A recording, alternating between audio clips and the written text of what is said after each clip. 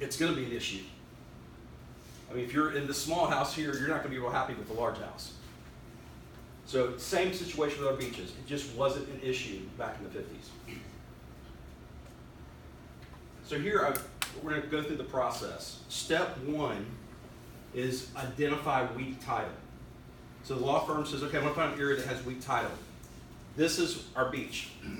Again, you'll see beach, water, property lines. I've marked an area here, H, for this is an example homeowner. We're not pointing fingers at anybody. We're just painting a picture and telling a story. This is just an example. So one, so the law firm finds an area that has weak title. This is weak title. It just says beach. So then what you do is you send out those folks this postcard, get them really scared and say, hey, this is what your beach should look like. And by the way, I can help you make this not happen. Call us. There's a law firm right there, Hopping Green. We'll be happy to help you keep this from happening to your beaches. So you found a weak title, now you're scaring people. So now you got them on board, and you go to you have them as the law firm has them as a client, and then they take them through the next step of the process, which is taking quiet title. So quiet title originally was a process where the court system clears up issues with title, or it lets one owner kind of get rid of, just say, you take the title. So for instance, you have a fence. Say you have a fence on your property, your neighbor builds a fence, and there's a little bit of an issue, whenever a little bit too far, and it says, no, quiet title away is not an issue. Quiet title was not made to take the beaches. And so as I've marked here, even if you go through the quiet title process, which is simply, you have to show the court that you've attempted to contact the previous owner. That could be someone who's deceased. That could be, and often, many of the cases that we're seeing, is it's a corporation that developed the neighborhood that is now defunct.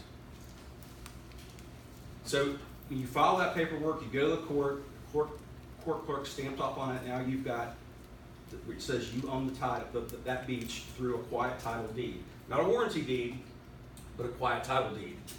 Even though you have a quiet title deed, it still does not affect any rights of the public to use that beach. And that's the issue, and that's why this is so important and so confusing for everybody.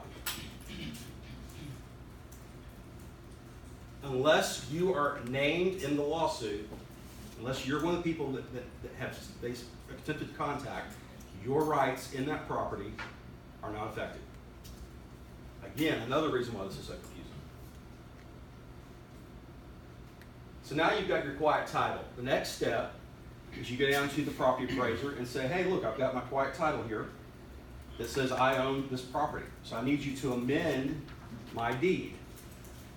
So if you remember a minute ago where we had the H for homeowner, it's the same H, and now we've got a lot all the way down to the water.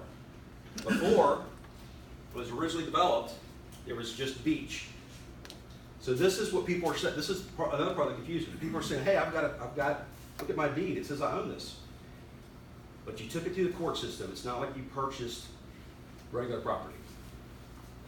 Nor are you taxed on it.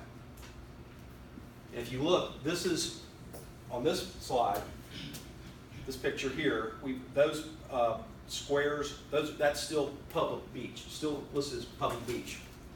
The places without the squares over here, those are people who have taken it through quiet title. All of that was that original slide I showed a minute ago with the big H on it, which said just beach. All right, so now you've got your deed that says, hey, this is my private property. The next thing you do is you sue the county to put up no trespassing. You put up, you put up a fight because you don't want trash being removed. All this is the next step in the process, which is the homeowner, at the advice of the attorneys, trying to discredit customary use. You know, customary use has got to be consistent, it's got to be ancient, and it's got to be uninterrupted. What this does is it gives them strategy to say, hey, yeah, they've been used a long time ago, the last 6 months, last year, whatever time, these beaches have not been used through customary use.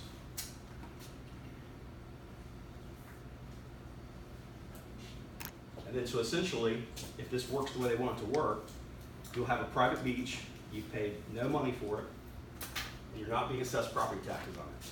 Now, I want to be very clear, this is many instances on our beaches. There's other areas that are different. But the fact there's even a few instances like this, and there are many, is why we've got to look at this a lot differently than we do typical private property rights.